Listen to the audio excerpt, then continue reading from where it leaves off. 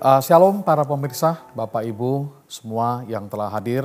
Terima kasih untuk join kita kembali di dalam rangkaian talk show pada hari ini yang mengangkat sebuah tema yang sangat khusus. Tema ini akan kami ulas, kami bicarakan secara singkat tapi padat dan juga terhormat. Dan ini tema yang belakangan ini telah mencuat di masyarakat dan cukup populer di tengah-tengah masyarakat dan termasuk di kalangan gereja. Yaitu kita akan membicarakan tentang pernikahan dini, kekerasan dalam rumah tangga yang kita tinjau hari ini dari sudut etika Kristen. Telah hadir tentunya narasumber yang kita kasihi, mereka ini orang-orang yang sangat mumpuni di bidangnya masing-masing, yang tidak asing lagi tentu.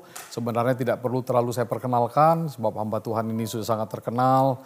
Dan tentu terima kasih buat kehadiran Gembala Sidang, Bapak Pendeta Daniel Edi Prajitno, sibuk banget memang, tetapi beliau memberikan waktunya yang sangat berharga buat kita pada pagi hari ini untuk ikut mendampingi dan memberikan informasi dan juga arahan-arahan yang penting tentang tema yang kita bahas.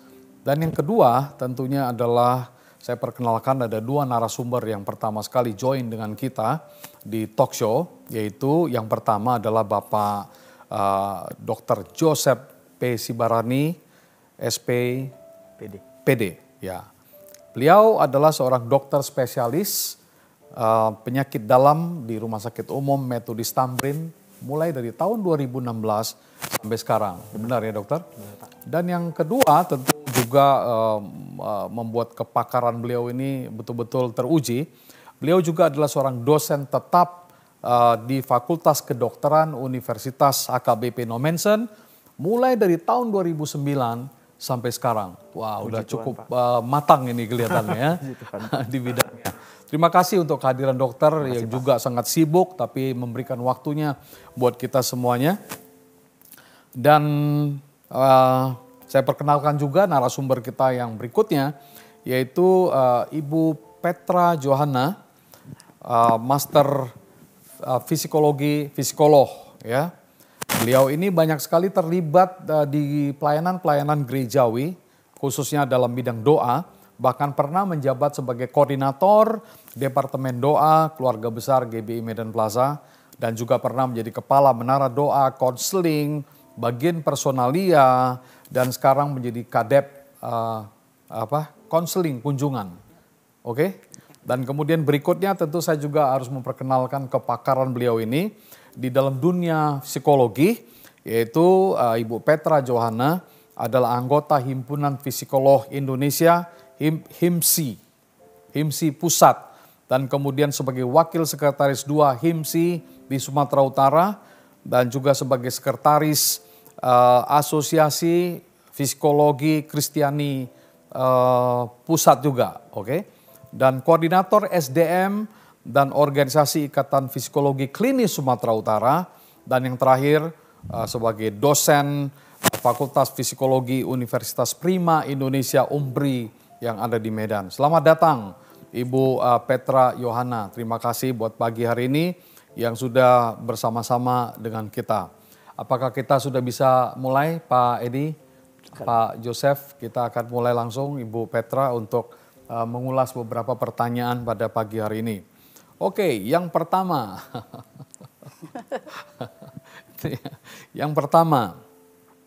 kita tahu bahwa pernikahan adalah sebuah ikrar antara pria dan wanita untuk hidup berpasangan atas dasar agama, adat istiadat, undang-undang. Dan tentunya kedewasaan calon suami istri ini sebelum memang mereka menikah itu harus sudah matang lah jiwa raganya, ya jelas, agar mereka dapat melangsungkan perkawinan itu menjadi sesuatu yang betul-betul firm, solid, ya, membangun rumah tangga yang solid lah, itu dia. Nah, tapi kita tidak bisa lupa bahwa di Indonesia ada undang-undang perkawinan nomor 1 tahun 1974 mengatakan bahwa pernikahan itu secara undang-undang, secara hukum di Indonesia ini untuk pria itu dimulai dari usia 19 tahun. 19 tahun ke atas. Dan kemudian kalau wanita 16 tahun ke atas. Nah ini sekarang dalam konteks talk show pada hari ini, kita berbicara tentang pernikahan dini yang akhir-akhir ini mencuat menjadi sebuah fenomena. Nah pernikahan dini secara definisi yang saya baca itu adalah sebuah pernikahan yang dilakukan oleh orang-orang yang berada di bawah usia yang ditetapkan oleh undang-undang tersebut.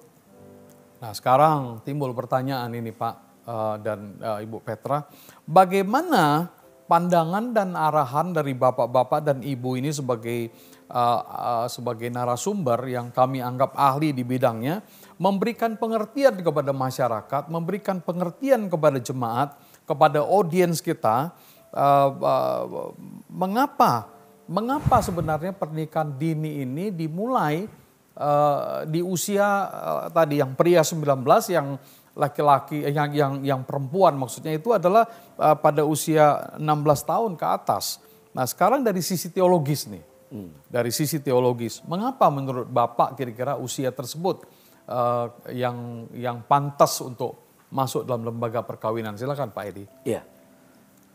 Kalau dilihat dari sisi teologis, istilah dengan pernikahan dini memang di dalam Alkitab itu tidak ada batasan umur yang kemudian ditentukan.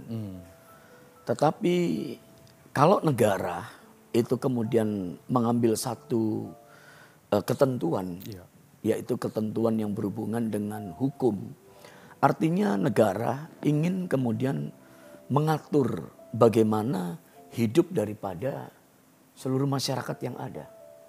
Dan tujuan daripada negara, saya berpikir untuk mengatur semuanya ini, supaya kemudian para pengantin atau keluarga yang baru, pasangan suami dan istri, ini betul-betul sudah matang dan melewati persiapan-persiapan yang sangat baik untuk kemudian membina kehidupan di dalam berkeluarga ataupun berumah tangga.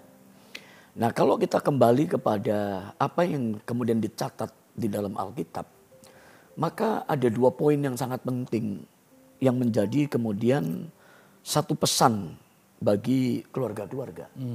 Yang pertama itu adalah dasar daripada kehidupan pernikahan. Di mana kalau kita kembali membaca dari kitab Kejadian pasal yang pertama dari ayat yang ke-27 dan ayat yang ke-28, maka ada mandat budaya yang disampaikan oleh Alkitab, yaitu mandat untuk kemudian manusia tidak hidup seorang diri, tetapi manusia kemudian bisa merangkai satu kehidupan bersama-sama, di mana Tuhan menemukan laki-laki dan perempuan dan kemudian diberkati untuk kemudian memperoleh otoritas daripada Tuhan sendiri, dan kemudian manusia melanjutkan semuanya. Tapi ada ayat yang lain juga yang mungkin saya perlu untuk kemudian membacakannya bagi Bapak Ibu Saudara yang berada di rumah, berada di tempat kita masing-masing dan yang mengikuti talk show ini. Pernikahan yang kedua ini juga bersifat kekal. Itu kalau kita baca dari Markus 10 ayat yang ke-6 sampai dengan ayat yang ke-9. Saya bacakan ayatnya demikian. Sebab pada awal dunia Allah menjadikan mereka laki-laki dan perempuan. Sebab itu laki-laki akan meninggalkan ayahnya dan ibunya, dan kemudian bersatu dengan istrinya, sehingga keduanya itu menjadi satu daging. Demikianlah mereka bukan lagi 2, melainkan 1. Dan di dalam ayat yang ke-9, ini poin yang begitu penting. Karena itu apa yang telah dipersatukan Allah tidak boleh diceraikan oleh manusia. Nah ada 2 poin ini yang cukup penting. Yang pertama kita melanjutkan bahwa pernikahan ini memang berasal daripada Tuhan. Dan Tuhan itu punya rencana yang besar di dalam kita berkeluarga. Tetapi yang kedua, ada ketentuan bahwa apa yang kemudian sudah dipersatukan oleh Allah tidak bisa kemudian diceraikan oleh manusia. Nah, untuk memenuhi dua ketentuan inilah sebetulnya. Maka kemudian saya mungkin berpikir ya, ini pemerintah itu melihat bahwa ketahanan kehidupan pernikahan itu dimulai dari usia-usia yang telah ditetapkan oleh pemerintah. Ketahanan di dalam pernikahan. Iya. Dan kalau usianya memang udah betul-betul usia matang, pemerintah berpikir akan mungkin kecil kemungkinannya untuk kemudian melanggar aturan-aturan norma-norma yang ditetapkan di dalam peraturan-peraturan firman Tuhan. Dan khususnya ini bagi orang-orang yang percaya. Yaitu bagi orang-orang yang percaya kepada Tuhan Yesus. Ya, di dalam menjalani kehidupan satu kematangan ya Pak. pernikahan. Dibutuhkan satu kematangan. Ya. Kematangan iman, kematangan untuk kemudian menjalani kehidupan di dalam keluarga. Ya, terima kasih Pak Edi. Begitu mulianya rencana Tuhan membentuk laki-laki dan perempuan, dan juga Tuhan merencanakan bahwa mereka inilah nanti akan menjadi suami dan istri, dan itu tidak boleh sembarangan. Memang saya setuju apa yang Bapak katakan bahwa pemerintah dengan begitu bijaksana menetapkan usia itu di usia yang sudah kita lihat sendiri sesuai dengan undang-undang. Jadi begitu glorious, memang pernikahan itu dibuat oleh Tuhan, made by God. Bukan dibuat oleh manusia, bukan made by man gitu ya. Oke, ini satu penjelasan yang sangat indah sekali, dan mungkin kita akan beralih kepada dua narasumber yang lain yang sudah tidak sabar lagi untuk berbicara. Saya lihat udah standby terus ini ya, udah pasang kuda-kuda kayaknya macam mau nerekam ini. Tahan dulu, sabar dulu. Dari sisi medis lah dulu ya, dari sisi medis. Kenapa sih harus usia 19 dan 16 itu kenapa? Iya, jadi kalau dari sisi medis, pernikahan itu memang tidak bisa kita salahkan usia dininya. Karena perlakuan-perlakuannya itu memang sudah boleh dilakukan dari sisi medis untuk organ-organ seksualnya. Saya bicara dari organ seksual tentunya. Maksudnya untuk usia lebih dini lagi? Di bawah 19 itu sudah bisa. Sudah bisa? Iya, jadi hormon-hormonnya itu sudah cukup. Organ-organ seksual yang juga akan nanti dipergunakan dalam hubungan suami istri itu juga sudah boleh dipergunakan. Tetapi memang ada beberapa penelitian ya yang menunjukkan bahwa hubungan seksual yang dilakukan di bawah usia 19 tahun itu ternyata dikatakan itu menunjukkan menyebabkan peningkatan resiko wanita itu akan mengalami kanker serviks. Oh, di bawah usia itu? Di bawah usia 19 tahun. Kalau dia melakukan hubungan seksual. Dan itu bisa meningkat resikonya bisa 1,2 sampai dikatakan itu 58 kali lipat.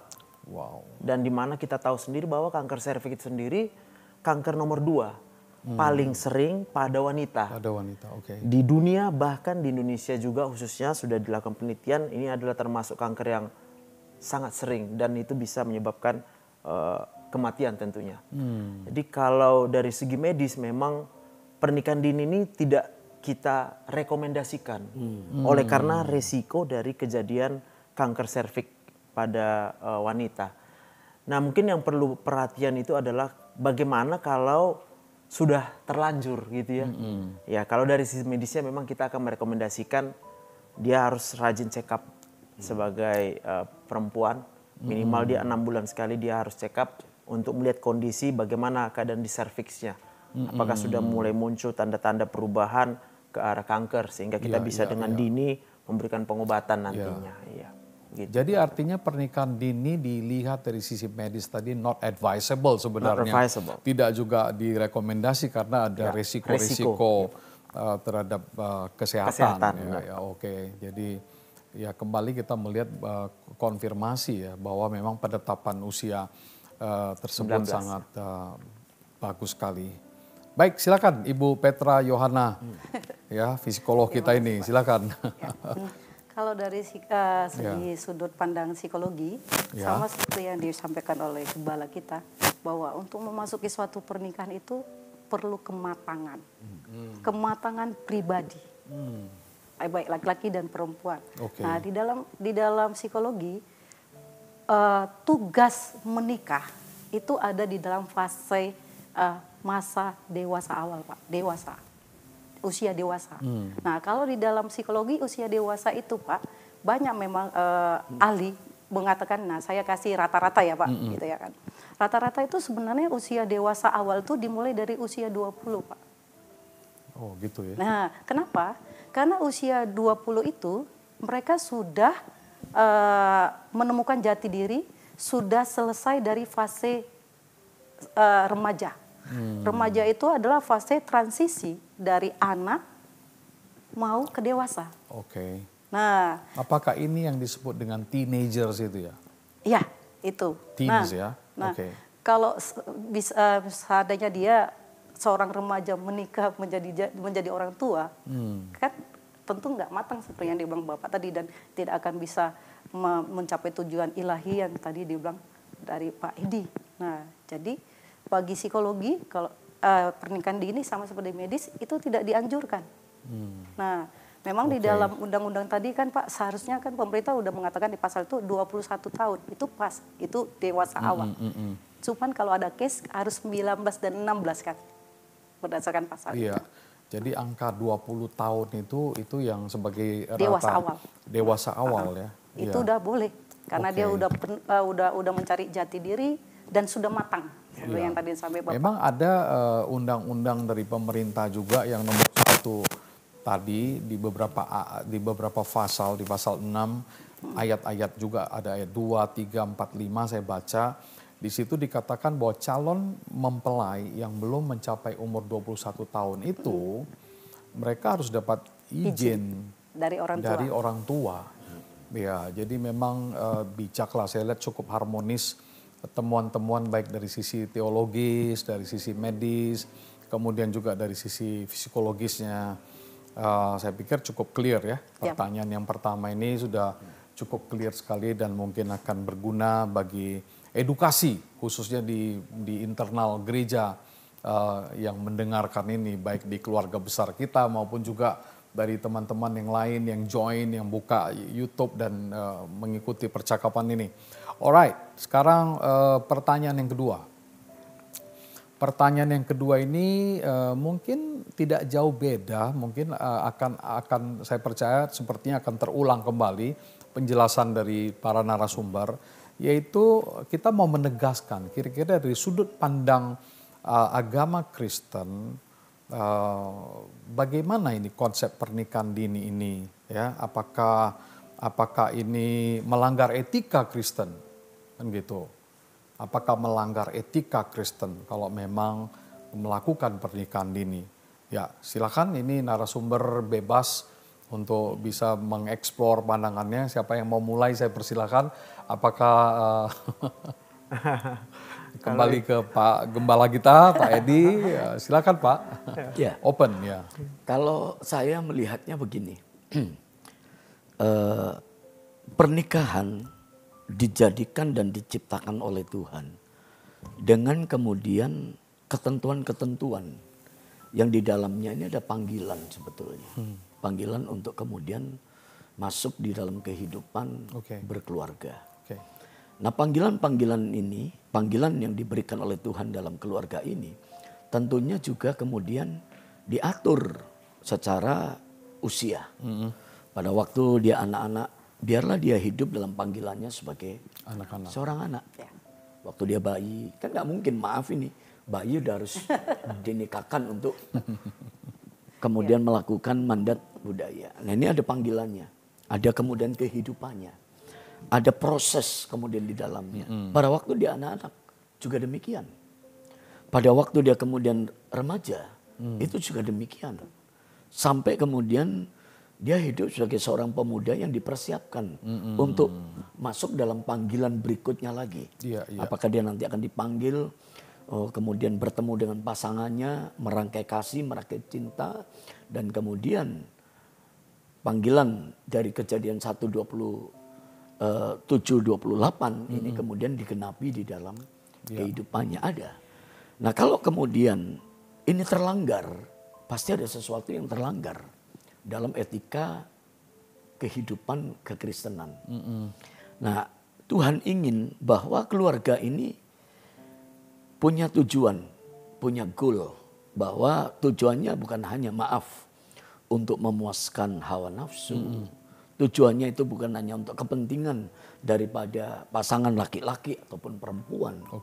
Tetapi kalau kita membaca dalam kitab Maleakhi, salah satu tujuan panggilan daripada Tuhan, yaitu kita ini melahirkan generasi unggul atau generasi ilahi. Generasi yang kemudian akan menjadi hero, generasi yang akan menjadi orang yang berhasil untuk kemudian melanjutkan amanat daripada Tuhan atas dunia ini. Apa yang baik menjadi lebih baik, menjadi lebih baik, menjadi lebih baik lagi. Nah ini sebetulnya rangkaian demi rangkaiannya. Jadi oleh karena itu Tuhan pasti kalau kita kemudian lihat desain cara Tuhan berpikir, maka ada waktu demi waktu yang tepat yang harus kemudian dilakukan. Ada proses, ada perjalanan hidup dari hidup. Iya betul. Nah kalau kita melanggar, yang pertama ada etika rohani, etika kekristenan yang terlanggar di dalamnya, kan begitu. Yang kedua ada etika budaya juga yang terlanggar sebetulnya di dalamnya. Yang ketiga ada hukum-hukum dunia juga yang kemudian terlanggar di dalamnya. Dan memang persoalan daripada pernikahan dini ini bukan persoalan yang sepele sebetulnya. Nah ini mungkin sedikit kita lihat perkembangan daripada dunianya. Dan pernikahan dini ini menjadi persoalan dunia sekarang ini. Indonesia itu dicatat saat ini diperkirakan ada di peringkat ke-8 dari yang melakukan pernikahan dini. Yang kemudian melakukan pernikahan dini yang disebut dengan kemudian pengantin anak lah. Istilah sekarang ini kan pengantin anak-anak. Itu kita itu di ranking ke-8. Nah, bayangkan dulu tahun 2016, 2015, 2016 kita masih di ranking 37 dunia. Dan sekarang melejit di tahun-tahun ini itu melejit ke ranking 8. Itu di dunia. Dan untuk Indonesia sendiri, untuk kita sendiri di Indonesia, diperkirakan dalam 1 tahun, ini perkiraan dari para ahli itu, 1,5 juta pengantin anak ini kemudian melaksanakan kehidupan pernikahannya dalam 1 tahun, 1,5 juta. Nah, kita tidak ini, waduh ini apa namanya kepo dan apa sebagainya mengenai itu. Tapi ini ada persoalan dan masalah yang kemungkinan tidak muncul hari ini, tetapi itu akan muncul pada kemudian waktu-waktu yang akan datang. Karena kebanyakan kemudian penelitian dari semua teman-teman dan juga penelitian dari begitu banyak para ahli, apa yang membuat kemudian anak itu bisa jatuh atau anak itu bisa kemudian melakukan pernikahan dini. Yang pertama itu ada masalah di dalam diri mereka sendiri. Dan yang kedua adalah masalah yang berasal dari luar. Dari dalam itu, maaf, pendidikan itu menjadi persoalan. Tingkat daripada usia, tingkat daripada pendidikannya itu juga kemudian menjadi masalah. Kemudian yang berikutnya itu adalah masalah kecelakaan. Artinya hamil atau terjadi sesuatu di luar daripada pernikahan yang sah. Yang akhirnya ya mau gak mau. Karena budaya kita adalah budaya timur. Diketemukanlah mereka dan kemudian dilaksanakanlah pernikahan. Yang harusnya memang tidak dilakukan. Tetapi oleh karena kejadian yang seperti ini. Pergaulan yang bebas. Situasional, pergaulan yang bebas. Akibat daripada kehidupan, mohon maaf, seksual yang kemudian tidak bisa terbendung, maka kemudian muncul keadaan-keadaan seperti ini. Atau keluarga yang broken, keluarga yang kemudian punya problem. Itu penyebab. Atau kemudian daya tarik. Wah ya mau nikah sama ini. Mungkin Bapak perlu tahan dulu sebentar. Ya karena ini nanti akan ada pertanyaan ke situ. Oh, Bapak perlu tahan sebentar. Tapi terima kasih. Jadi artinya kita melihat bahwa salah satu pendidikan yang penting sekali yang perlu kita sampaikan kepada audiens khususnya di kalangan gereja. Di sini pasti yang mendengar para pendeta, para pengerja-pengerja gereja dan orang tua ya, ibu-ibu atau bapak-bapak mendengar, ya kita nggak boleh meremehkan proses tadi. Ya, proses mulai dari anak-anak, ada proses kehidupan anak-anak dan kemudian masuk kepada fase remaja dan fase dewasa. Ini begitu penting, ini timelines ini begitu penting sekali. Jadi mungkin perlu dengar dan perlu lebih hati-hati. Itu sebabnya gereja memfasilitasi secara rohani sebenarnya. Ya, semua fase ini ada pelayanan kita di dalam gereja untuk anak-anak kita. Dan juga saya percaya teman-teman lain dari gereja yang mungkin yang sedang mendengar kita bersama dengan kita faham akan hal itu. Terima kasih. Mungkin ada tambahan sedikit dari sisi yang, ya silakan dari Jadi Ibu Petra. Jadi betul yang dibilang ya. Pak Gembala, bahwa dalam rentang kehidupan dari kalau di dalam segi medis dan psikologis, mungkin orang mengatakan rentang kehidupan itu dari 0 usia. Padahal itu sebelum, yaitu prenatal. Prenatal itu konsep di mana ovum masih di dalam. Nah, itu udah di psikologi itu adalah di mana ada kehidupan, di situ ada psikologi, Pak.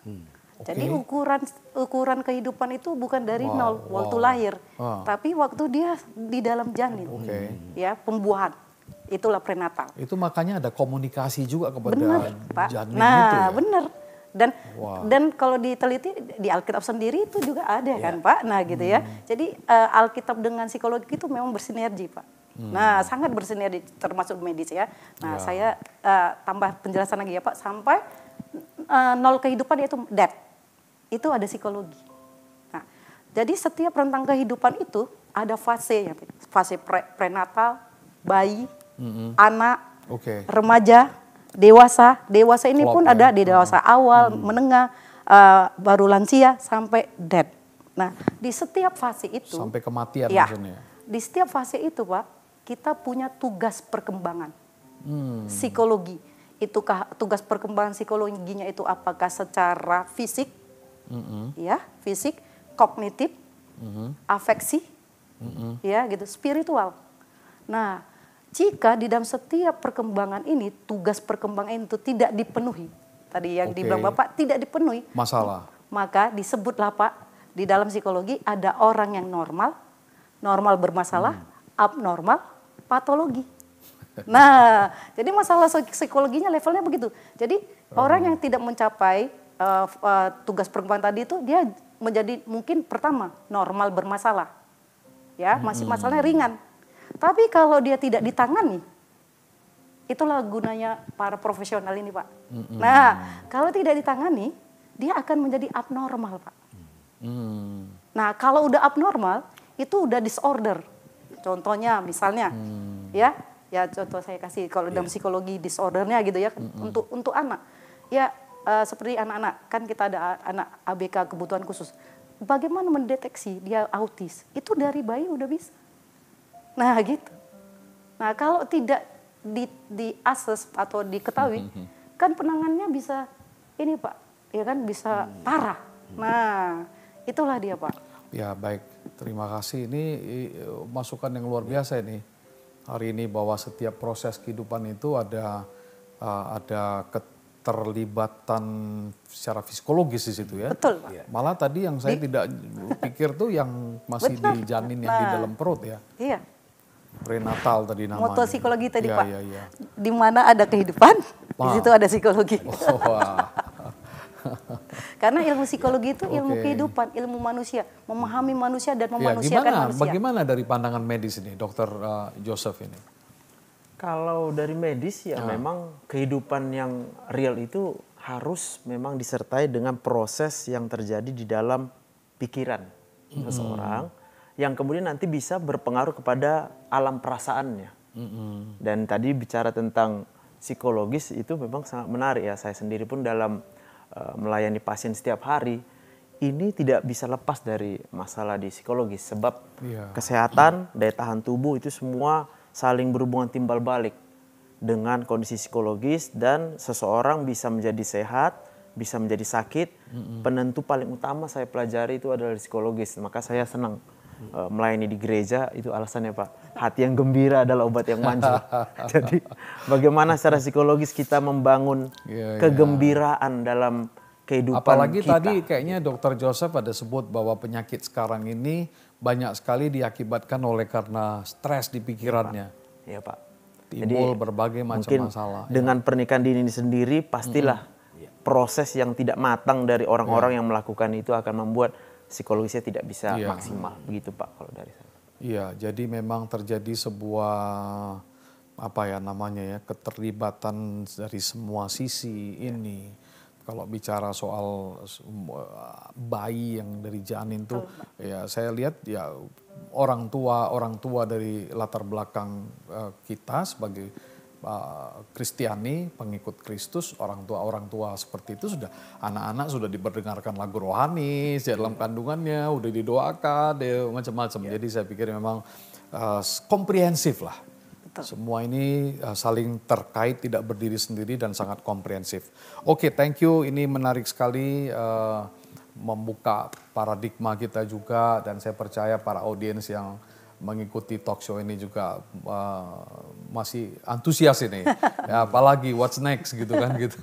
Masih antusias. Baik, ini ada lagi nih yang saya ingin kita sama-sama mungkin sharing dan menjelaskan kepada para pendengar kita.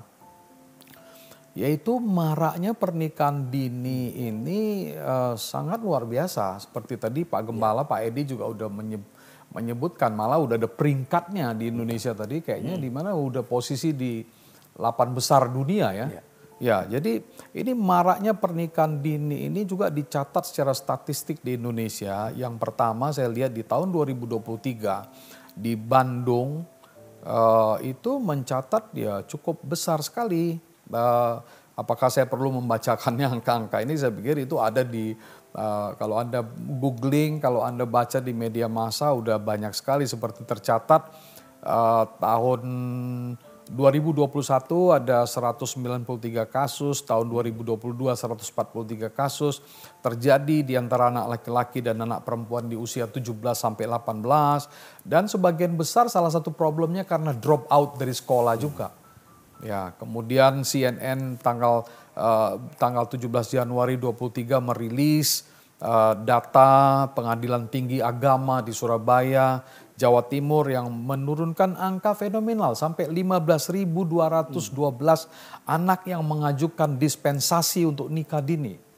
Jadi sangat besar sekali dan demikianlah kalau kita lihat statistik masih panjang lagi tapi saya cut saja di sini. Ya, jadi sekarang pertanyaan yang pertama, Ibu Petra tadi sedikit udah disinggung-singgung oleh Pak Gembala kita ini, makanya saya mohon maaf tadi tahan sedikit karena kita akan mengulangi ini. Nah, pertanyaan yang ketiga ini adalah secara psikologis apa sebenarnya alasan dibalik terjadinya perkawinan dini di Indonesia dan kemudian mungkin sekaligus ya bisa dijawab apa dampak psikologisnya kepada orang-orang yang melakukan pernikahan dini ini. Silakan Bu Petra. Terima kasih Pak. Ya, faktor penyebab ya daripada pernikahan dini menurut teori dan risetnya selain tadi yang udah disebut atau saya ulang sedikit ya supaya lebih terstruktur ya Pak. Ya itu yang pertama memang hamil di luar nikah Pak. Nah, hamil di luar nikah ya itu hamil di luar nikah biasanya orang tua itu udah solusinya dinikahkan gitu kan. Kan kita termasuk konvensional banget ya. Gitu mau usia apa gitu. Nah, pertanyaannya Pak, kalau hamil di luar nikah itu maaf ya, gitu ya. Itu adalah korban pelecehan, korban pemerkosaan. Itu harus dinikahkan. Itu psikologisnya ngeri loh Pak, kalau dinikahkan. Ya, ibarat kita kasih contoh misalnya, maaf gitu ya, saya punya anak perempuan diperkosa oleh orang yang dewasa, dia masih kecil, diperkosa. Dia penjahat gitu kita bilang. Harus nikah. Nah, saya punya pasien seperti itu Pak. Ada yang konsultasi. Nah gitu ya. Jadi hamil di luar nikah itu bukan solusinya harus nikah. Harus kita lihat konteksnya. Apa apalagi pernikahan dini. Itu psikologisnya ngeri, Pak. Oke. Ya, itu yang satu, faktornya. Waktu yang kedua seperti yang dibilang Pak Edi, ya Pak Gembala, pendidikan, betul. Orang kalau ya seperti tadi kan bahwa nikah itu kan di dewasa, Pak, udah siap belajar kan. Nah kalau dia nggak belajar, ya tentu pikiran dia adalah ya apalagi di zaman sekarang digitalisasi, Pak, pornografi tinggi. Dan konsumen untuk digitalisasi atau ini handphone Indonesia peringkat yang paling tinggi. Betul. Kenapa? Karena generasi muda kita yang dari remaja ke bawah itu nilainya lebih tinggi di Indonesia, Pak. Dan salah satu sifat remaja yaitu dia perlu penguatan oleh remajanya lain. Contohnya saya kasih contoh. Kalau saya tengok Pak Joseph ini misalnya dia remaja kan, dia pakai handphone itu, saya nggak pakai handphone. Saya merasa terintimidasi. Saya cari segala cara, salah satunya supaya saya dapat handphone, saya jual diri, Pak. Nah gitu. Nah jadi memang pendidikan, faktor pendidikan. Makanya pemerintah itu lancar memberikan beasiswa ya kan. Gitu Pak. Dan ada lagi banyak faktor-faktor yang lain. Pasti ada banyak faktor ya, tidak semuanya harus tentu kita ekonomi ya itu pasti. Tidak semuanya kita jawab di tempat ini lah. Gereja juga udah pintar, hamba Tuhan juga bukan tidak buat kekurangan informasi soal itu. Tapi ini hanya sebagai warning aja bagi kita semuanya bahwa jangan sepelekan masalah ini dan perlu sekali guidance yang kuat sekali orang tua, dan orang tua juga tidak boleh terlepas dari gereja sebenarnya. Dalam konteks kita ini begitu, karena saya percaya bahwa ilmu teologi itu adalah ilmu yang paling tinggi dan disebut sebagai ibu dari semua ilmu. Jadi makanya gereja itu berperan besar sekali. Nah mungkin Dr. Joseph tadi sudah singgung-singgung juga soal dampak bahaya dari sisi medisnya terhadap pasangan yang menikah di usia dini. Bisa nggak lebih strong lagi dokter? Memberikan pandangan ini. Silakan. Jadi memang kemungkinan besar ini memang belum sampai diteliti. Kenapa? Di bawah usia 19 tahun ketika melakukan hubungan suami istri, lalu kemudian akan meningkatkan resiko terjadinya kanker serviks ya. Tapi ada beberapa teori, hipotesa begitu. Tapi sebentar loh. Mungkin audiens ada yang bertanya-tanya, kanker serviks itu apa? Jadi tidak semuanya mungkin paham itu. Kanker serviks itu adalah satu kanker yang terjadi di ruang senggama namanya. Ya, jadi perbatasan antara rongga vagina dengan kandungan. Ini pintu di mana kalau terjadi pembuahan, di sanalah kemudian sperma itu akan dimasukkan untuk kemudian dia bisa menuju ke rahim seseorang. Jadi kontak paling banyak antara organ seksual itu berlangsung di rongga serviks. Jadi di sana kalau terjadi banyak gesekan, kemungkinan besar yang melakukan hubungan seksual sebelum usia 19 itu mungkin lebih bisa dijawab dari secara psikologis kali ya. Oleh karena ketidakmatangan tadi mungkin akan melakukan tindakan yang over di sana sehingga pada akhirnya dia akan melukai dinding-dinding pada serviks itu. Dan faktor yang paling utama itu menyebabkan kanker serviks itu adalah satu jenis virus namanya human papilloma virus. Yang mana ini memang sangat tinggi angkanya bagi kalangan yang melakukan hubungan seksual yang bebas gitu.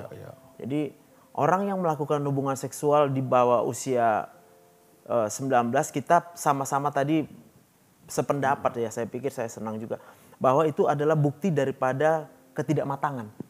Kemungkinan besar kalau orang memang mengambil keputusan untuk melakukan pernikahan di usia dini, ini adalah saudara-saudara kita yang mungkin sudah terlanjur masuk dalam satu pola kehidupan di mana hubungan seksual itu dianggap sebagai sesuatu yang lumrah-lumrah dan biasa-biasa saja.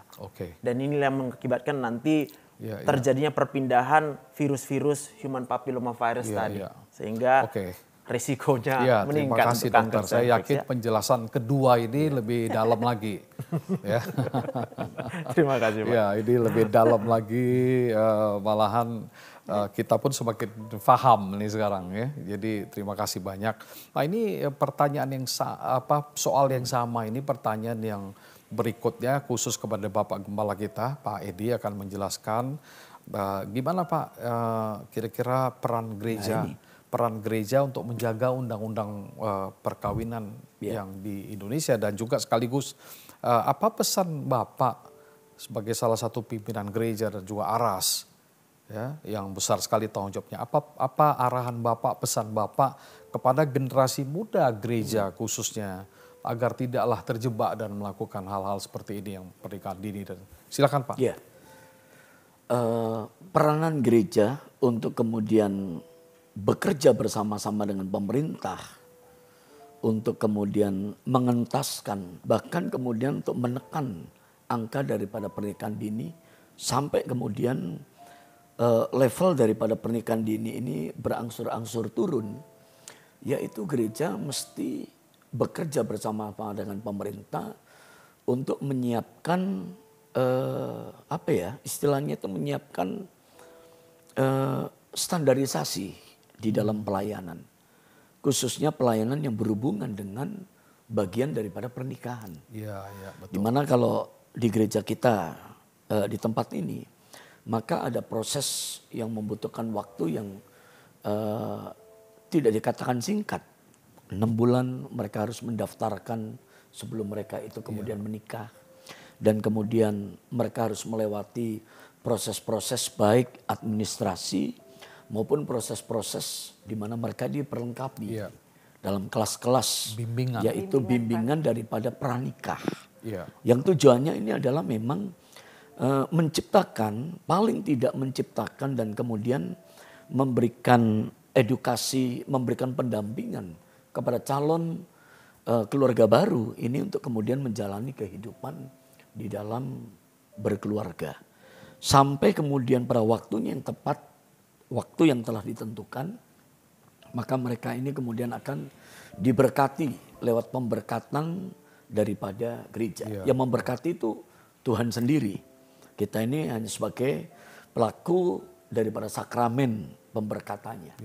Dan setelah kemudian mereka ini masuk dalam proses daripada pemberkatan, ada waktu mereka juga kemudian dikumpulkan, berkumpul kembali dan kemudian didampingi kembali, yaitu dalam seminar-seminar, dalam pendampingan-pendampingan untuk kemudian menjadi keluarga. Keluarga yang sudah berjalan 1 tahun, keluarga yang berjalan 5 tahun, bahkan keluarga yang berjalan 10 tahun untuk kelanggengan perjalanan daripada keluarga. Nah, ada banyak kasus-kasus yang terjadi yang kemudian membuat izin daripada pernikahan dini itu kemudian diberikan. Ya akibat daripada, mohon maaf, terjadi kemudian dalam tanda kutip ya kecelakaan di usia yang amat sangat muda. Maka gereja itu juga memberikan pendampingan. Gereja tidak menghakimi, sekalipun kita tahu mereka ini keliru. Tetapi gereja ini kemudian memberikan pendampingan sampai mereka kemudian berjalan sebagaimana mestinya. Yang tadi disampaikan oleh Kak Petra, bahwa bukan berjalan di dalam ketidaknormalan, tetapi kita akan mengembalikan supaya mereka itu berjalan di dalam kenormalan. Dan ini perjuangan daripada gereja. Kembali ini secara holistik ya. Secara holistik. Jadi ada pastoralnya, ada juga mungkin pendampingan secara psikologisnya, medisnya bila perlu gitu. Ya ini yang kita sebut sekarang ini memang BP2N. Ya kan? Bimbingan pra dan pasca nikah gitu. Jadi memang makin maju lah. Ya. Ada lagi Pak yang mau disampaikan? Ya. Silakan. Pesan saya sebagai seorang Gembala Sidang dan juga seorang yang berada di dalam pelayanan gereja, mari setiap keluarga-keluarga Kristen kita juga lebih memperhatikan anak-anak kita. Lebih memperhatikan kehidupan daripada anak-anak kita. Betul. Kedekatan kita dengan anak-anak kita itu akan memberikan rasa aman, memberikan rasa nyaman kepada anak-anak kita. Dan kalau kita bisa kemudian memberikan, artinya kita ini memberikan waktu untuk anak-anak kita itu sekolah lebih tinggi lagi. Maka biarlah kita kemudian membantu mereka itu untuk berada di tempat-tempat yang memiliki pendidikan yang cukup tinggi. Karena itu salah satu faktor, yaitu masalah dari pendidikan. Yang kedua, faktor yang lain mungkin saya akan tambahkan masalah ekonomi. Nah ini yang perlu kemudian menjadi konsen dan perhatian kita. Karena kalau ekonomi kan ya udahlah, kita punya anak sekian, ada ngalami sulit, terus kemudian seperti mau cepet-cepet aja untuk dilepas, untuk dinikahkan, kan seperti itu. Bahkan supaya dijual, kemudian Pak. bahkan mohon maaf Ya, dalam benar. tanda kutip ya. Nah ini yang memang perlu kemudian para orang-orang tua dan kita semua ini menyadari bahwa kembali kita punya kehidupan rumah tangga itu sangat penting. Karena di dalam kehidupan berumah tanggalah berkat daripada Tuhan itu disediakan. Ya, kelihatannya kita telah menyelesaikan percakapan pada hari ini. Ya.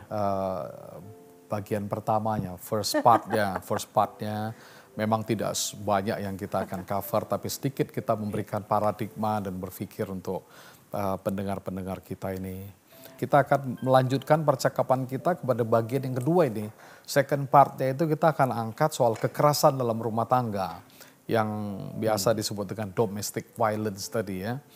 Nah, by definition, secara definisi KDRT atau domestic violence itu sendiri adalah sebuah ataupun bentuk kekerasan yang berbasis gender.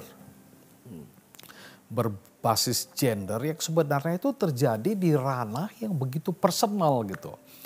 Yaitu kekerasan yang terjadi di dalam rumah tangga. Sebenarnya mungkin kiri kanan pun banyak yang mungkin tidak sadar dan tidak tahu. Tetapi kita lihat akhir-akhir ini KDRT ini menjadi sebuah fenomena, bukan lagi masalah di ranah personal, tapi juga sudah masuk ke ranah publik gitu. Ya kan, sampai ada rancang undang-undang tentang kekerasan dalam rumah tangga yang kembali harus disahkan oleh pemerintah kita, yang disebut dengan Undang-Undang RI nomor 23 tahun 2004 itu, karena ranah personal, ranah yang begitu tertutup sekarang udah masuk ke ruang publik kan. Jadi semua orang jadi tahu sekarang. Pertanyaan saya di awal ini, kembali bisa keroyokan ya kalau memang ada ide-ide. Ya, kekerasan sebenarnya kekerasan apa saja yang dialami oleh gender tadi. Sebab kalau bilang kaum perempuan saja yang mengalami kekerasan, sekarang ini juga ada laki-laki juga mengalami kekerasan, ya kan gitu ya. Jadi saya kurang ngerti bagaimana nanti Anda akan menanggapi ini. Namun pertanyaannya, kekerasan apa saja dialami oleh pasangan ini? Dalam hal ini mungkin lebih banyak dialami kaum perempuan mungkin ya. Kayaknya begitu. Kaum perempuan kira-kira apa ini? Pemicunya itu apa kira-kira? Mungkin bisa dimulai dari Ibu Petra kali ya. Nah, supaya nyambung nih dari sesi 1 ke sesi 2. Iya betul. Tadi saya belum nambahi, kan Bapak tanya apa sih dampak psikologis dari pernikahan dini. Nah salah satunya gara-gara dia belum matang, pernikahan dini itu adalah pertengkaran yang mengakibatkan kekerasan dalam rumah tangga. Nah, jadi nyambung sesi 1 sesi 2. Nah, apa jenis-jenis kekerasan dalam rumah tangga? Menurut undang-undang yang Bapak sampaikan tadi 23 itu ya, dan juga ilmu psikologi, itu ada yang pertama Pak, yaitu kekerasan secara fisik. Fisik yang membuat orang melukai, terluka dan berbahaya. Ya. Fisik itu ya pasti jasmani ya. Lalu kedua, kekerasan secara psikologis atau psikis ya gitu. Dia melalui verbal membuat orang itu harga dirinya, kepercayaan dirinya, ketakutan, ciri-cirinya gitu ya Pak. Ketakutan dan nggak nyaman, itu dia udah mengalami kekerasan Pak. Nah, lalu yang ketiga adalah kekerasan dalam seksual. Nah, jadi nyambung Pak. Makanya kenapa nggak boleh pernikahan dini? Karena waktu dia kalau tidak matang, dia akan seperti yang dibilang Pak Dokter ya kan, waktu melakukan seksual nggak sehat Pak. Nah nggak sehat. Kekerasan seksual itu bukan ini kan rumah tangga, itu dilakukan oleh kalau pasangan itu memaksa pasangannya, itu udah kekerasan Pak. atau dia menyuruh orang lain mengapai pasangannya. Itu kekerasan seksual. Oke. Nah, lalu yang keempat adalah kekerasan dalam ekonomi, Pak. Penelantaran, pengabaian, bahkan dijatah ekonominya. Nah, dan yang terakhir yang lagi ngetren, yang tadi Bapak singgung, yaitu kekerasan dalam sosial, pembatasan sosial sampai media sosial. Nah, di dalam media sosial itu ada terjadi kekerasan, Pak. Oke. Nah, itulah jenis-jenis yang lagi Bisa tentang kekerasan. dipertajam sedikit tentang kekerasan di media sosial Oke. ini. Ya. Nah, jadi kekerasan sosial, saya mulai sosial dan media sosial, ya, gitu. Salah satu bentuk kekerasan sosial, Pak, itu adalah salah satunya stigma sosial. Stigma sosial itu seperti ini, Pak. Misalnya ya, saya ini kan pendek gitu ya kan.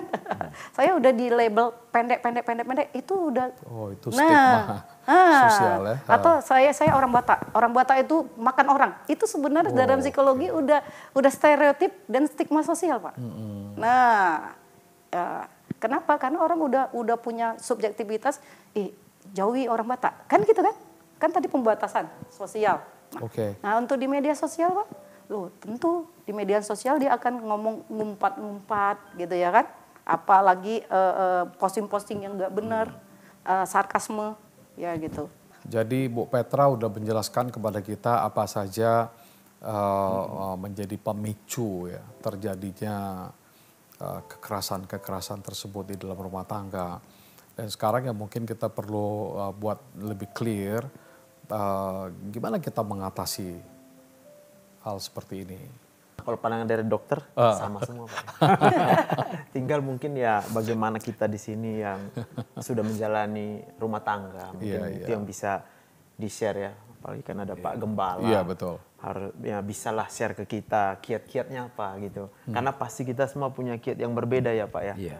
Kecenderungan untuk KDRT itu sudah memang kalau di medis kita bilang fisiologis. Normal. Respon daripada daging kita ini, tubuh kita ini pasti akan mau membalas sesuatu yang tidak nyaman yang sampai kepada dirinya. Nah, jadi kalau kita mau bicarakan secara medis, sampai sekarang saya yakin belum ada kiat ya yang memang benar-benar jitu. Saya yakin 100% sama firman Tuhan aja. Iya, tambahkan dengan Betul. Pak Pendeta. Gimana Pak? Kalau saya lihat ya memang dampak daripada apa yang tadi disampaikan oleh Kak Petra, ketidaksiapan di dalam kehidupan rumah tangga, itu dampaknya itu sangat besar. Salah satunya itu adalah ketidakcocokan, samaan dalam komunikasi, sehingga membuat kemudian munculnya berpotensi untuk muncul kemudian kekerasan di dalam rumah tangga dalam bentuk-bentuk yang tadi sudah disampaikan. Bahkan sampai hari ini saya yakin bahwa masih begitu banyak orang yang kemudian memikirkan bagaimana jalan keluar tentang hal ini. Karena dari sisi psikologi, dari sisi medis, dari sisi yang lain, ini memang semua sudah berjuang untuk kemudian memformulakan bagaimana sebetulnya menyelesaikan semuanya ini. Tapi kalau saya kemudian kembali dari pengalaman-pengalaman yang dialami oleh begitu banyak umat Tuhan, yang dialami oleh begitu banyak anak-anak Tuhan. Satu, yaitu belajar untuk kemudian memperbesar kasih dan melepaskan pengampunan. Nah, ini tidak gampang. Bisa bayangkan kita menuduh orang itu bersalah, kan begitu, dan kemudian kesalahannya harus kemudian dijatuhi dengan hukuman, tapi kemudian kita melepaskan pengampunan. Nah, ini ajaran yang kemudian diajarkan oleh Tuhan Yesus kepada kita. Ajaran yang betul-betul kalau kemudian kita ini mendalami, kita ini ada di dalamnya, kita berada dalam spiritu dan kita memegang kuat, maka tidak ada satupun yang tidak bisa kemudian kita terima di dalam kehidupan kita. Sekalipun kita ada dalam posisi orang yang dilukai, orang yang kemudian apa ya istilahnya itu Melukai juga ya. korban. Nah ini korban. Tetapi disinilah kita melihat bagaimana hidup daripada Tuhan Yesus. Dia yang tidak bersalah, dia kemudian rela untuk kemudian mati di atas kayu salib untuk menanggung seluruh kesalahan dan pelanggaran kita. Dan dia kemudian menyediakan pengampunan yang sangat begitu amat sangat besar. Saya bertemu dengan beberapa kasus dan kita kadang bingung, loh jalan keluarnya apa? Nggak mungkin. Dilakukan ini, dilakukan ini, dilakukan ini. Bahkan sampai dibawa ke ranah hukum pun. Sampai dibawa ke ranah hukum pun. Ada kalanya itu bukan jalan keluar. Tapi cuma satu yang membuat kita itu kemudian damai. Pada waktu kita rela menerima semua perlakuan itu dan kemudian melepaskan pengampunan. Waktu melepaskan pengampunan, ada sesuatu yang kemudian berbeda. Memang nggak enak, nggak nyaman, apalagi kalau kita berada dalam posisi korban. Iya kan? Nah, dua-duanya pasti akan ngomong sana salah, sana salah, sana salah, sana salah. Nah, oleh karena itu, berakarnya kita di dalam Tuhan itu sangat begitu penting. Waktu kita berakar di dalam Tuhan, kita sungguh-sungguh di dalam Tuhan. Maka ini benteng sebetulnya. Untuk kita ini menangkal semua persoalan-persoalan yang kemudian muncul. Yang khususnya dalam KDRT. KDRT terjadi karena kasih itu sudah tidak lagi dipupuk di dalam kehidupan sebuah rumah tangga, sebuah keluarga. Tapi kalau kasih dipupuk, memang waduh salah dia. Tapi ya itu, dengan pengampunan, dengan memperbesar kasih, itu akan kemudian kita bisa menerima satu dengan yang lain. Saya menangani satu kasus seorang teman yang menikah sampai 3-4 kali. Toh akhirnya dia kembali kepada istrinya yang pertama. Dan hidup dalam keadaan yang baik. Dia mencoba untuk kemudian melewati semuanya dan dia mengejar apa yang lebih baik untuk hidupnya. Dia dapat. Tapi begitu dia kembali lagi. Nah, dia rangkai sampai kemudian istri yang dulu ditinggalkannya itu bersama-sama. Sampai kemudian menyelesaikan perjalanan kehidupannya, meninggal. Dan kasihnya itu hari demi hari itu semakin besar. Nah, ini mungkin apa yang kemudian kita bisa sampaikan.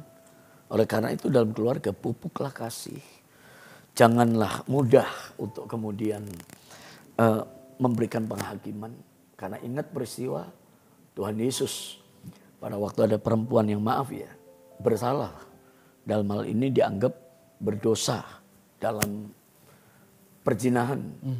Yang kemudian orang banyak datang dan ngomong dia harus dilempari dia dengan batu, harus dihukum dia. Tapi tiba-tiba Tuhan ngomong siapa yang tidak bersalah. Nah, dia boleh yang kemudian ambil batu yang pertama, dia yang lempar. Dan dicatat di dalam Alkitab tidak ada satupun yang kemudian berani. Kenapa? Mereka kembali melihat bahwa mereka adalah orang yang bersalah. Nah, kita juga bukan orang yang kemudian tidak bersalah. Ada kalanya kita bersalah. Tetapi kalau kita bisa memberikan pengampunan, kita membangun kasih, maka diharapkan kekerasan yang terjadi dan muncul dalam rumah tangga ini kemudian tidak terjadi. Ini doa-doa kita. Kita berharap keluarga Kristen tidak kemudian mengalami kehidupan dengan adanya kekerasan di dalam rumah tangga. Begitu pentingnya peran keluarga ya. Yang mengajarkan dan memupuk kasih sayang sehingga anak-anak itu merasa nyaman dan aman dan Tapi kalau boleh saya tambahkan, memang saya teringat ini yang menarik ini, kalau kita katakan keluarga kunci. Keluarga. Saya harus tambahkan Pak, kayaknya yang menjadi kunci itu adalah si korban. Iya. Korbannya. Ini pemulihan keluarga ini hanya bisa dimulai dari bagaimana respon seorang korban terhadap KDRT yang terjadi di keluarganya. Kita nggak bisa mengharapkan orang yang melakukan KDRT lalu kemudian tiba-tiba bertobat. Tapi orang yang ketika dia jadi korban, lalu kemudian dia memberikan pengampunan, ini ada kemungkinan. Iya. Dan Alkitab pun jelas di Petrus itu Tapi dikatakan. siapa yang sebenarnya mengekspos ini keluar gitu? Itu Korban biasanya Pak. korban yang Iya dong. Saya korban. Yang tertindas. akhirnya itu menjadi percakapan yang makin meluas gitu. Iya. Yang tertindas ini ya. Boleh mungkin ya. Dari segi psikologis ya, KDRT itu efeknya itu bunuh diri atau dibunuh. Karena kekerasan itu punya siklus, Pak. Siklusnya itu ya dari pertama, siklus yang pertama itu adalah apa dulu, tension dulu ya, ada ketegangan ya. Oke. apakah verbal atau apa yang tadi saya buat 5 Ya, jenis ya, kekerasan. Lalu kemudian violence, kekerasan. Nah, nanti Tension ke violence. iya, violence. Nah, kekerasan ini dari segi pelaku ya, Pak. Nah, udah melakukan kekerasan dia akan fase ketiga, yaitu dia bertobat, Pak. Dia merasa bersalah. Ya, dia merasa bersalah, minta berdamai. Pelaku. Ini pelaku, Pak. Nah, minta berdamai. Lalu rasa bersalah dia, minta berdamai itu, dia damai. Dia melakukan apa? Fase yang ini yang ngeri, Pak. Yang orang sering sebagai korban lupa dia atau kelupaan atau tertipu. Ya, yaitu fase honeymoon. Baik kali pelakunya. Semua hadiah, semua apa, semua pokoknya. Nah, di dalam psikologi, pelaku korban itu namanya tipenya adalah Jekyll and Hyde. Jekyll itu adalah yang ditampakkan orang yang pemberi, karismatik gitu loh ya, baik. Yang Hyde disembunyikan, itulah yang violence tadi, Pak. Nah, yang korban dia nggak tahu bahwa ini adalah pelaku. Artinya sudah memang pelaku kekerasan, bukan proses dinamika kita manusia gesek dengan manusia, ya itu kan proses ya. Ya ini kan dia pelaku. Dia tengok udah berubah kok, diampuni, ya, diampuni. Terus setahun kemudian itu jaraknya kalau setahun, kalau 3 bulan lakukan lagi area yang sama atau areanya bertambah intensitasnya dari 3 bulan ke sebulan ke itu, Pak. Itu segi yang tadi kan. Makanya yang korban tuh mendenial bahwa dia mengalami kekerasan rumah tangga. Dia nggak ekspos seperti yang tadi yang Bapak bilang. Pertama itu dia nggak ekspos karena pemicu rumah tangga juga ya KDRT itu ya adalah rasa malu, tidak mengekspos. Itu yang membuat meningkat KDRT. Karena tidak diekspos. Iya, nah gitu. Ini udah KDRT ya Pak. Nah gitu ya kan. Nah dia denial. Nah pas giliran dia udah denial, sementara ini udah mulai somatisi, udah mengalami Pak. Ketakutan, depresi dan sebagainya, udah mengalami traumatis. Ini udah psikologisnya. Tapi namanya, apalagi maaf ya Pak, kita hubungan ke rohani. Firman Tuhan bilang nggak boleh bercerai, nggak boleh diumumkan gitu ya kan. Harus mengampuni, mengasihi ya kan. Dia tahan lagi, dia tahan. Nah dia tahan. Nah ini berulang. Dan tingkat pelaku intensitas kekerasan makin tinggi. Sehingga akhirnya dia nggak tahan, dia bunuh diri atau dia membunuh atau dibunuh. Karena kekerasan itu juga bertambah Pak. Dari dia hanya verbal misalnya, sekali dalam setahun, bertambah Pak. Sekali dalam sebulan, bertambah makin. Itu kayak candu. Dari segi pelaku Pak. Nah makanya kita sebagai psikologi ya, dari psikolog, itu kita benar-benar untuk KDRT ini bagaimana mengatasinya. Yang pertama, mata rantai siklus kekerasan itu harus kita cegah, jangan sampai ada siklus itu. Jadi waktu dia tension ini kita perhatikan tensionnya ini memang ada kecenderungan untuk melakukan kekerasan atau masih kesalahan. Nah, gitu ya kan. Nah, karena itu kita lihat yang pelaku ini apakah dia memang tadi belum matang. Kalau dia belum matang, seorang toksik ya pasti melakukan kekerasan, Pak. Tapi kalau dia lagi proses pematangan, ya tentu kan dia proses enggak kita langsung bilang kamu pelaku kekerasan, enggak gitu. Nah, itu kita cegah. Kita cegah supaya siklus itu tidak menjadi kekerasan dan tidak. Nah, itu. Jadi ada tahap pencegahan, tahap kuratif, rehabilitasi kalau dia kumat lagi, Pak. Baik ini pelaku dan korban ya. Nah, baru tahap promotion itu maksudnya yang dia udah pulih, udah sembuh, kita tingkatkan terus. Baik dia supaya jangan jadi pelaku lagi, tidak relapse jadi pelaku ataupun jadi korban. Tidak terasa dan kita sedang mengakhiri talk show hari ini. dengan tema yang begitu menarik dan cukup fenomenal dan narasumber yang inspiring, ya, memberikan kepada kita penjelasan-penjelasan yang begitu baik sekali. Kita ke bagian closing. Saya percaya para audiens kita yang mengikuti percakapan ini, mendengar ini, sudah banyak menerima masukan-masukan yang penting. Jadi kita mau close talk show ini dengan memberikan semacam apakah mau bilang reminder, mau katakan itu konklusi dari masing-masing para narasumber. Mungkin itu akan sangat berguna sekali bagi para pendengar kita, baik yang langsung sedang mendengar maupun yang nanti akan mengikuti siaran tundanya nih, akan mendengar itu. Baik, ya tentu saya mau ambil statement dari United Nations PBB yang juga mencanangkan ini zero tolerance, ya, kepada kekerasan. Nah, inilah tugas kita, saya pikir sekaligus itu, ya. Jadi ada banyak sekali masukan dan pandangan dari para narasumber kita. Nah, sekarang mungkin sebagai reminder atau konklusi, dan dengan ini kita akan menutup talk show pada siang hari ini. Bagaimana kira-kira reminder yang terakhir ini dari Dr. Joseph? Dari dunia Anda dulu lah. Kalau dari medis, coba diingat ya, dan dipertimbangkan. Kalau kita melakukan hubungan suami istri di bawah umur 19 tahun, maka itu akan meningkatkan resiko terjadinya kanker serviks. Itu aja kalau dari segi medis, Pak. Kembali mengingatkan Pak soal ancaman. Ini harus ingat, ya, jangan ancaman lupa. Itu ya. Terima kasih, Pak. Jadi ancaman kanker tadi yang itu harus diingat. Ya. Oke, mungkin kalau Pak Gembala lebih bagus di terakhir ya. Ya, silakan. Kalau saya sekalian ya Pak. Oh iya, silakan. Ini mengatasi KDRT, ini tesis saya Pak. Ya, regulasi emosi untuk mencapai fase-fase forgiveness seperti yang dibilang Bapak. Forgiveness. Iya. Jadi untuk bisa forgiveness baik ya pelaku maupun korban, itu ada fase-fasenya dari segi psikologi. Karena KDRT itu menimbulkan emosi negatif kan. Emosi negatif itu yang membuat orang jadi membunuh atau dibunuh. Nah itu perlu regulasi emosinya ya, gitu ya.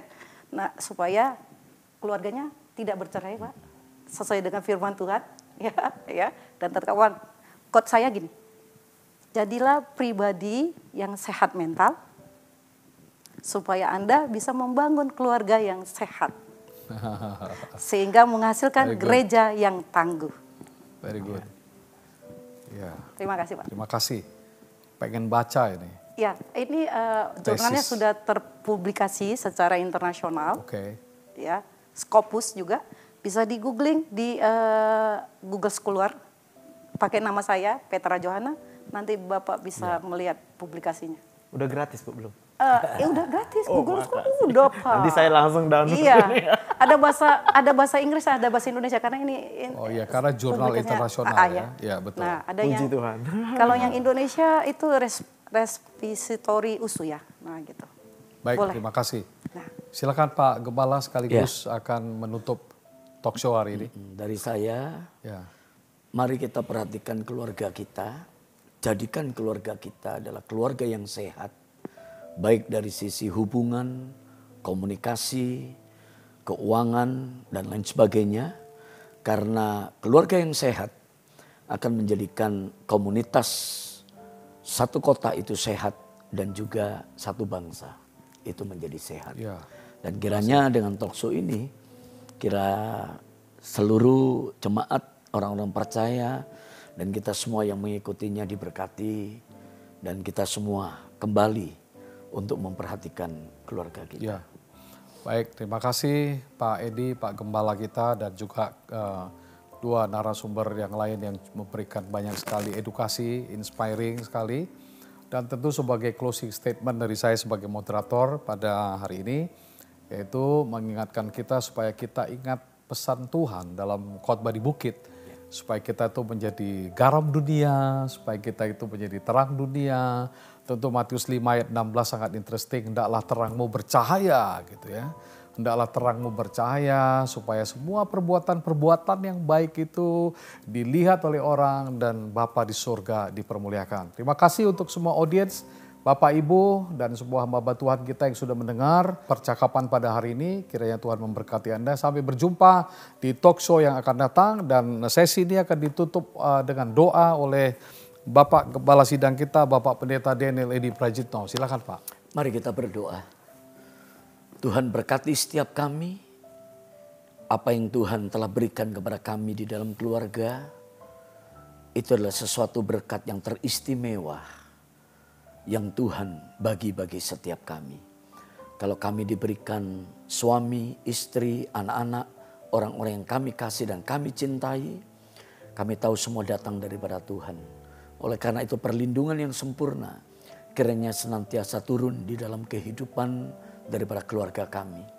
Kami berdoa untuk anak-anak kami, kiranya anak-anak kami boleh menjadi anak-anak yang berhasil, anak-anak yang beruntung, dan mereka hidup di dalam kuasa karena mereka adalah benih ilahi yang Tuhan berikan bagi kami. Terima kasih, Tuhan lindungi setiap keluarga daripada yang jahat dan jauhkan dari setiap kekerasan di dalam rumah tangga.